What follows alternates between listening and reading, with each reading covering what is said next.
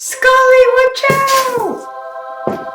Welcome, ghouls, to another episode of Reading Wednesdays.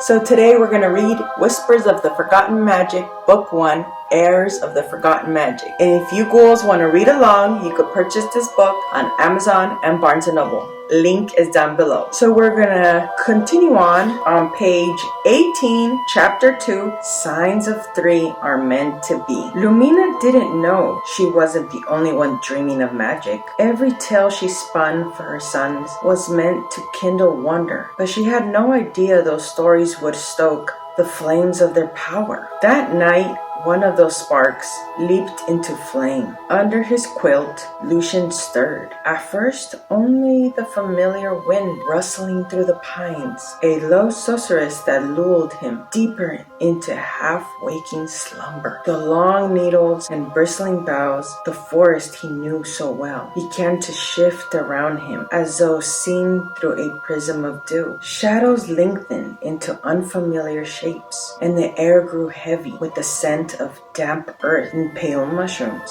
glowing faintly in the undergrowth. Then candlelight flickered among silver trunk trees with no right to stand here. Their bark shone like burnished moon steel, and each trunk glimmered with binds of phosphorescent lichen. The candles floated mid-air, tethered by nothing but threads of mist, their flames dancing in colors he'd never seen, pale lavender, ghostly green, and a deep crimson that pulsed in time with his heartbeat. A hush fell, leaves stopped trembling, and the forest seemed to hold its breath. The world tasted of moss and rain, a freshness so keen it felt like the first breath of dawn. Fog curled around his ankles like a living thing, cool and damp, tugging at him with whispers. Somewhere above, the branches whispered in a tongue he didn't know but somehow understood. An unthoughting chant that resonated in his chest filled him with wonder and old, forgotten longing. As the candles flickered higher, the words wove through the trunks, glinting like ruins on the silver wood. Signs of 3 are meant to be. In that moment, the wind carried something else, the faintest echo of 3 voices, overlapping in harmony, calling him onward. His pulse thrummed as the forest floor shifted beneath him, guiding him toward a clearing bathed in moonlight. Lucian's heart thundered as he pushed through the grove. Each breath felt as though it were borrowed from another world. Then, as quickly as it began, the vision dissolved and he awoke, sweat beading his brow, yet the scent of damp earth still clung to the air. And outside his window, pale mist pressed against the glass in the moonlight. Something had changed, or perhaps for the first time, everything had. The following night, Kaido entered the same dreamscape. Moonlight streamed between ancient branches, turning each leaf to molten silver. From the depths of fog emerged a creature, vast and silent. A fox, as pale as starlight, its eyes twin lanterns of violet flame. Kaido froze.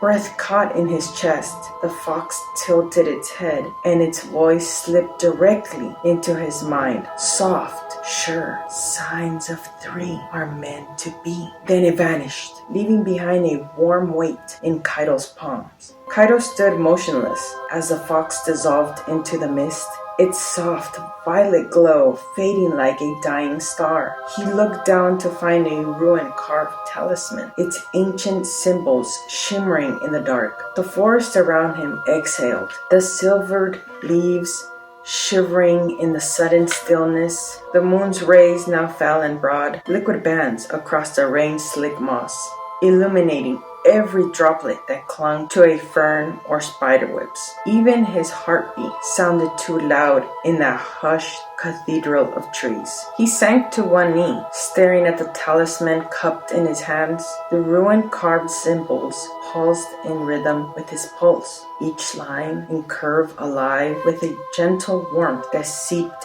into his skin. Under his fingertips, the metal was cool, but not cold, as though it carried the memory of fire within. He traced the ruins with a fingertip. 3 interlocked circles, a crescent moon, and a single dot that shone like a tiny sun when he pressed just so. A swirl of fog coincided at his feet, forming 3 slender wisps that rose and curled around the talisman. They whispered echoes of the fox's words. Signs of 3 are meant to be, in voices that felt at once foreign and achingly familiar. Each whisper resonated with a different frequency, one low and grounding, another clear and bright, and the third a haunting echo that tugged at the edges of his memory. He realized these were the echoes of his brother's hidden strengths and shared destinies calling him to unite what had been scattered. Soft moonlight glinted off the talisman's surface, and Kaido felt a gentle tug, as if the object itself yearned to guide him. He rose, the weight in his palm transforming from mere metal into a promise, a spark of destiny that burned quietly against his skin. With the ruins warming beneath his fingers, the forest silver glow at his back, Kaido took a steadying breath and stepped forward, ready to follow the dream's summons into the unknown. He woke with a gasp, hands still tingling, and saw a perfect circle of ash-marked sigils burned into the wood floor around his bed. He blinked, and they dissolved like smoke under dawn's first light. On the 3rd night, in Maximus's dream, he stood transfixed before the living tree, its glowing bark pulsating like a heart of molten silver. Each quiet throb sent ripples of light through the forest floor, as if the ground was breathing. The oversized silver leaves above him quivered in a wind he could neither feel nor see, casting dancing patterns of moonlight and shadow that seemed to play across his skin. All around him the shadowed figures hovered at the edge of his vision, tall and indistinct, their forms flickering like candle flames caught in a draft. They drifted in a slow, silent circle around the tree, their faces hidden, their purpose unknown. Then a distant, resonant voice wove through the stillness, both gentle and instant. Signs of 3 are meant to be. Maximus's heart hummed in answer, and as he lifted a trembling hand toward the luminous trunk, the watchers dissolved into curling fog, vanishing so suddenly that the world felt unnaturally still. In that hush,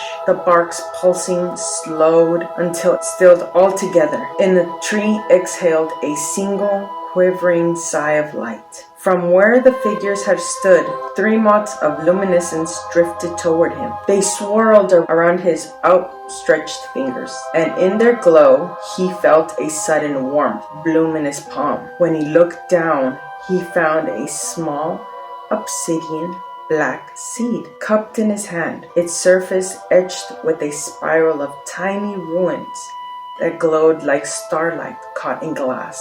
The moment Maximus closed his fingers around the seed, a spark ignited at its core, a brief flash of azure flame that pulsed in time with the tree's fading heartbeat. The surrounding forest seemed to lean closer, as if straining to witness what would come next. And in that instant, Maximus understood. This seed was a fragment of the tree's lifeblood, entrusted to him as both a gift and a challenge to carry its light through dark places, to kindle unity where shadows threatened to swirl. A final whisper of wind rustled the leaves above, and the dreamscape dissolved at the edges.